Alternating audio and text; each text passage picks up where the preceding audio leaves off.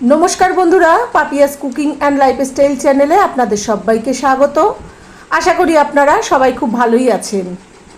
আজকে কোনো মশলা না দিয়ে, পোস্ত না বেটে সম্পূর্ণ নিরামিষ ভেন্ডি আলুর তরকারি রান্না করে দেখাবো আপনাদেরকে। তো আমার এই ভিডিওটা না টেনে শেষ পর্যন্ত পুরোটা দেখবেন। ভালো লাগলে অবশ্যই করে লাইক কমেন্ট শেয়ার করবেন। আর আমার সঙ্গে থেকে দেখতে থাকুন আমি কিভাবে আজকে এই ভেন্ডি আলুর তরকারি রান্না করছি। ভেন্ডি আলুর তরকারি রান্না করবার জন্য এখানে দেখুন 500 গ্রাম ভেন্ডি পরিষ্কার করে ধুয়ে এইভাবে কেটে নিয়েছি।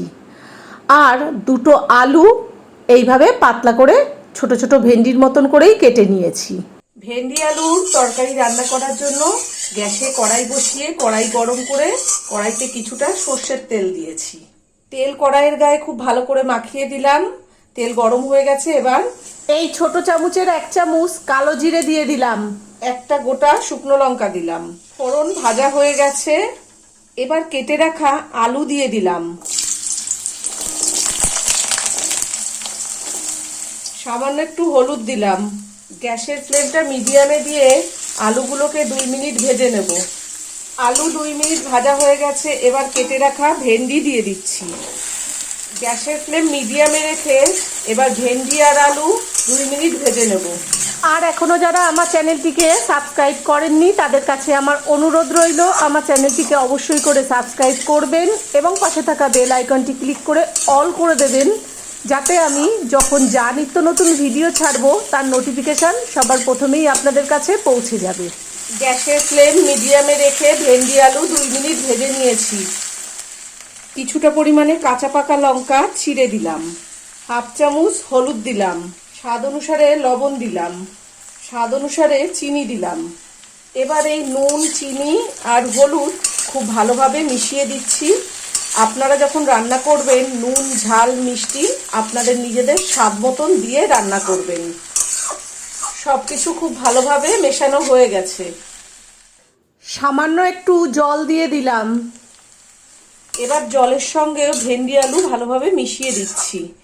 খুব সামান্য কিন্তু জল দেবেন, বেশি জল দেওয়ার কোনো দরকার নেই, তার কারণ ভেন্ডি খুবই নরম সবজি আর আলুও তো ছোট করে পাতলা করে কেটে নিয়েছি, খুব তাড়াতাড়ি সেদ্ধ হয়ে যাবে। গ্যাসের ফ্লেমটা লোতে করে 2-3 মিনিটের জন্য ঢাকা দিয়ে দিলাম। 2 মিনিট হয়ে গেছে, ঢাকা খুলে দিচ্ছি। 4টে কাঁচা পাকা লঙ্কা মুখ ফাটিয়ে দিয়ে দিলাম। এই চামচের 1.5 চামচ কাঁচা পোস্ত দিলাম। এবার এই লঙ্কা আর পোস্ত আবারও ভেন্ডি আলুর সঙ্গে ভালোভাবে মিশিয়ে দিলাম। গ্যাসের ফ্লেমটা লোতে রেখে আবারও 1 মিনিটের জন্য ঢেকে দিলাম। আবারও 1 মিনিট হয়ে গেছে, ঢাকাটা খুলে দিলাম। দেখুন ভেন্ডিতে আমি যে এক্সট্রা জল দিয়েছিলাম সেই জল কিন্তু মোটামুটি শুকিয়ে গেছে, হালকা একটু জল রয়েছে। আর একটু কেটে দেখিয়ে দিই আপনাদেরকে, আলু দেখুন সেদ্ধ হয়ে গেছে। আর ভেন্ডি তো খুবই নরম সবজি, ভেন্ডি তো সেদ্ধ হবেই।